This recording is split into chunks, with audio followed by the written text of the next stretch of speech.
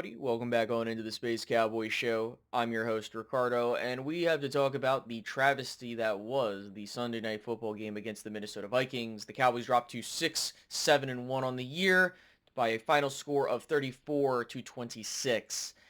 And I wanted to make the video originally after the game ended, but I was so frustrated. I needed to go back, watch a couple things again just to make sure I didn't miss anything and I wasn't just coming in here off of pure emotion to give you guys a improper analysis or anything like that.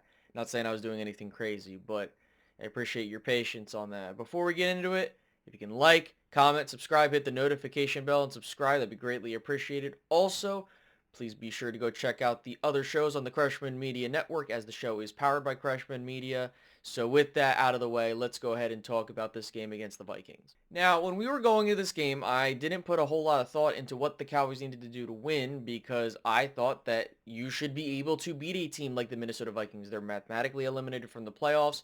You needed to win this game to keep your playoff hopes alive. And you're at home, which we've seen the Cowboys do much better at home than on the road. So a lot of things were going your way. But rather than taking advantage of the opportunities in front of you, you fumbled all over yourself. The game started off as best as you could possibly imagine. You know, you get an interception with Quinnen Williams getting into his hands, and you go and score a touchdown, even though it felt like it was way harder to score the touchdown on that drive than it needed to be. But after that, the Vikings pretty much matched you in every single possible way. Like, you ended the half 17-17 tie, and then going into that second half, you really needed to put the pedal to the metal. And there was a point where the Cowboys could have made it a two-score game, and offensively, they just couldn't do anything remotely successful. You know, the Vikings did a whole lot of cover zero, and they were sending a bunch of blitzes, and Dak looked very uncomfortable. And it's very weird how, when it came to the play calling, it looked off. It looked way off when it came to how the Cowboys were handling these blitzes. There were some moments where we had some success, but a lot of the times it felt like we struggled a lot more than we needed to. Now, Javonte Williams getting hurt at some point in the game didn't really help you. But the fact is he was running the ball pretty well, and you just didn't capitalize on that. And again, I'm not saying you do something for the sake of doing something. You do it because it's working. And he was running the ball with pretty good efficiency. And when it came to the passing attack, there were moments where Lamb was cooking in this game, you know, and I felt like that, hey, if he's doing his thing, you need to get him the ball more. And they didn't try to do that whatsoever. And I get it. Things happen during the game. Adjustments are made. But still, it felt like the Cowboys were not making a conscious effort to get their playmakers the ball. As we've been told, that's something they're trying to do. On the offensive line, this is the part that really pissed me off more than anything. Terrence Steele is garbage. This man is just horrible. And you're paying him this kind of money, and I know I talked about it before. Do you keep Terrence Steele because you really don't want to have too many holes to fill in the offseason?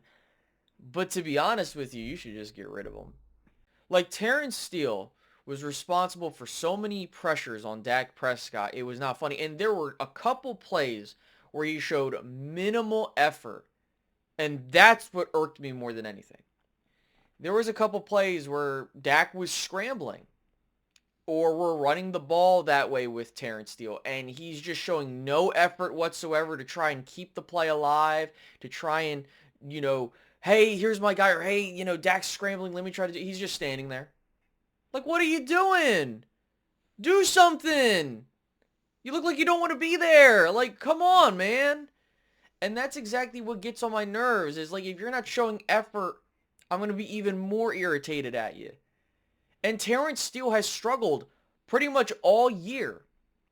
And it's just been insane ever since that injury he sustained in 2022 because Dalton Schultz couldn't catch that goddamn touchdown pass and he tore his ACL in the next play. He hasn't been the same. And it's just been mediocre right tackle play. And at this point, I would argue, I would rather you cut bait with Terrence Steele and throw Nate Thomas out there. That's what I would do, and he got hurt in this game. And, he wasn't having the best game either. And the other thing that hurt you was when Javonte Williams went out, your pass protection dramatically went down. Malik Davis just isn't a guy that's capable of doing these blitz pickups as good as Javonte Williams is. And that's what also hurt the Cowboys offensively. But defensively, Matt Eberflus is a terrorist. Like, this man is horrible. Like, how can you even think about keeping him for the rest of the way? How can you even think about even retaining him past this year? Guys, we have played a total now of 14 games this season. We got 3 more to go. And half of those, we've given up 30 plus points or more. What are we doing? And keep in mind, this isn't a situation where you just don't have the personnel and they're all bad. I said this in the last video. You got Quinnen Williams, Logan Wilson, you got DeMarvion Overshown back. You got all of these cats back. And that's the best you can do? I don't know what to say. Matt Eberflus is just horrible. You could say he cost you the game, which I would put the blame there. But the other part of the blame, Brian Schottenheimer deserves flack for how this game was handled. 110%. The play calling, inconsistent. On top of that, it just felt like the offense struggled and there wasn't any adjustments made when the Vikings defensively were doing things that you could possibly take advantage of. And I will say that Brian Flores, the defensive coordinator for the Minnesota Vikings, he does pretty good at his job for sure. He's one of the better defensive coordinators in the league, but that doesn't give you an excuse to not try. And I think that when you're getting into these positions where you're just unable to get your guys the ball, or you're wanting to go for it in particular situations and you don't, or you go for it and, you hope to go, like, when we pulled out the trick play on special teams with Brandon Aubrey, I knew that, something's up. Not saying like that in a bad way, but more specifically, like, that just shows that you're desperate, and we are a desperate football team. I'm not trying to convince anyone otherwise. But it's just so embarrassing what we had to see that night.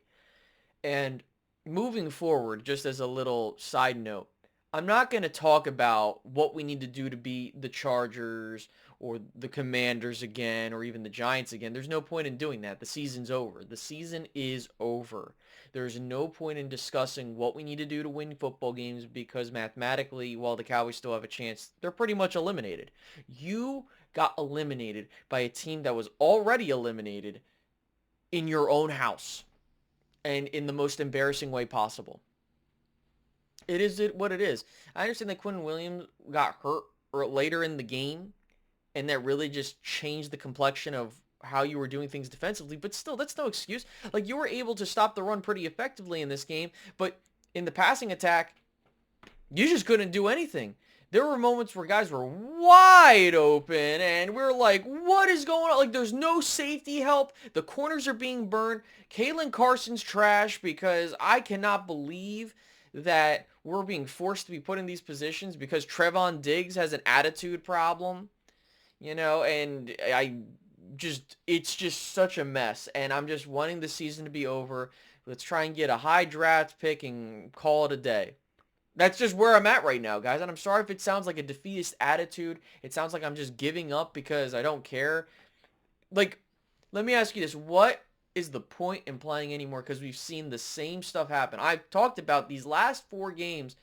We needed to see improvement on some things so that we could see what can we do for 2026 moving forward. And this just looks like the 2013 season all over again. It looks just like the other years that we've seen before, where we put up a ton of points. We have the #1 offense in the NFL, but we can't show it for anything because your defense is so putrid. I'm just so irritated with where we're at right now. And I don't have any semblance of what we do from here. because you're just going to have to get through these last 3 games. And again, it's a first year for Brian Schottenheimer. We're going through the motions, and we had a whole lot of crap we had to go through this entire season. It is what it is. And so now you're probably going to lose to the Chargers next week. And we are going to be having conversations about what this team can realistically do. Because I'll be really irritated if by somehow you lose to the Vikings, but you somehow beat the Chargers, which wouldn't surprise me whatsoever knowing the Dallas Cowboys. So I don't really have much more than that. I'm just super irritated with where we're at as a football team. Let's just finish up 2025 and let's move on to 2026, and then we'll talk about what the Cowboys need to do in the offseason. So again, moving forward, you'll just get the recaps of the games and stuff like that, but I do hope to see you guys in the next one. Again, have a happy holidays, guys. I hope that everyone has a great holiday. I'll probably say it again next video, but see you guys in the next one. Have a good one.